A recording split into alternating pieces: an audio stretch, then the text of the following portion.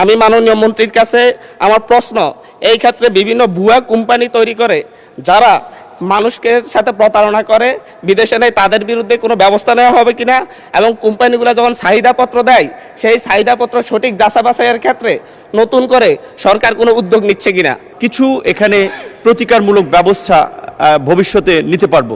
প্রবাসীরা আমাদের রেমিটেন্স যোদ্ধা, তারাই আমাদের অর্থনীতিকে সচল রেখেছে, কিন্তু আমরা বিভিন্ন নিউজে প্রতিনিয়ত দেখতে পাই প্রবাসীদের নিঃস্ব হওয়ার ঘটনা।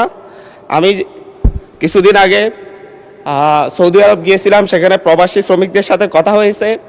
সেই জায়গায় প্রবাসীদেরকে নেয়ার জন্যে বিভিন্ন ভুয়া কোম্পানি তৈরি করা হয়, এবং ভুয়া কোম্পানি থেকে যাদের কোনো অফিস থাকে না, কোনো নির্দিষ্ট ঠিকানা থাকে না, শুধুমাত্র কাগজে কলমে তাদের ঠিকানা থাকে, সেই ঠিকানা অনুযায়ী সেই কোম্পানির নামে বিভিন্ন চাহিদাপত্র তৈরি করে সরকারের কাছ থেকে অনুমোদন নিয়ে বাংলাদেশ থেকে শত শত শ্রমিকদেরকে সেখানে পাঠানো হয়।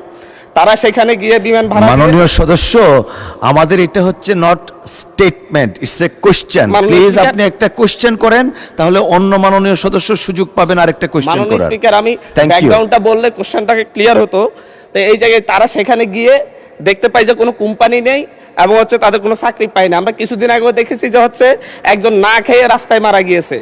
এবং এই ক্ষেত্রে আমি মাননীয় মন্ত্রীর কাছে আমার প্রশ্ন, এই ক্ষেত্রে বিভিন্ন ভুয়া কোম্পানি তৈরি করে যারা মানুষকে সাথে প্রতারণা করে বিদেশে নেয়, তাদের বিরুদ্ধে কোনো ব্যবস্থা নেওয়া হবে কিনা, এবং কোম্পানিগুলো যখন চাহিদাপত্র দেয় সেই চাহিদাপত্র সঠিক যাচাই বাছাইয়ের ক্ষেত্রে নতুন করে সরকার কোনো উদ্যোগ নিচ্ছে কিনা।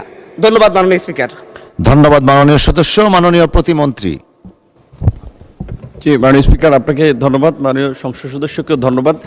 তিনি একটি গুরুত্বপূর্ণ বিষয় আমাদের সামনে এনেছেন। এটা সঠিক যে ইদানিং লক্ষ্য করা যাচ্ছে যে বাংলাদেশি, বিশেষ করে যারা দেশের বাইরে যাচ্ছে, তারা অনেকে মিলে কিংবা ওই দেশের মালিক পক্ষের সাথে মিলে একটা নামে মাত্র কোম্পানি খুলে তারপরে এখান থেকে অনেক লোক নিয়ে যায়।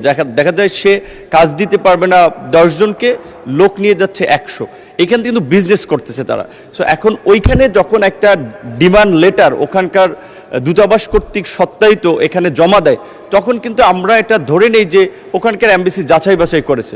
তো আমাদের যেটা একটু গ্যাপ আছে, আমি মনে করি আমাদের ওখানকার যারা দূতাবাস বিশেষ করে ওই দেশগুলোতে আছেন, তাদের আর একটু কঠোর নজরদারি, মনিটরিং এবং যাচাই বাছাই প্রয়োজন। এই বিষয়ে আমরা পররাষ্ট্র মন্ত্রণালয়ে যৌথভাবে কাজ করছি। আমাদের মন্ত্রণালয়ের অধীনে 27টি দেশে 30টি শ্রম কল্যাণ উইং রয়েছে। এখানে যে জনবল এবং প্রকৃত অর্থে তাদেরকে যে ফিনান্সিয়াল সাপোর্ট দেওয়া হয়, সেটা এই কাজের জন্য যথেষ্ট নয়। আমরা এই বাজেটে সরকারের কাছে বরাদ্দ চেয়েছি আমাদের মন্ত্রণালয়ের লোকবল বাড়ানোর পাশাপাশি আমাদের পররাষ্ট্র মন্ত্রণালয়ের মাধ্যমে আমাদের রেগুলার ডিপ্লোমেসির পাশাপাশি মাইগ্রেশন ডিপ্লোমেসিকে আমরা গুরুত্ব দিচ্ছি। আশা করি আমরা কিছু এখানে প্রতিকারমূলক ব্যবস্থা ভবিষ্যতে নিতে পারবো।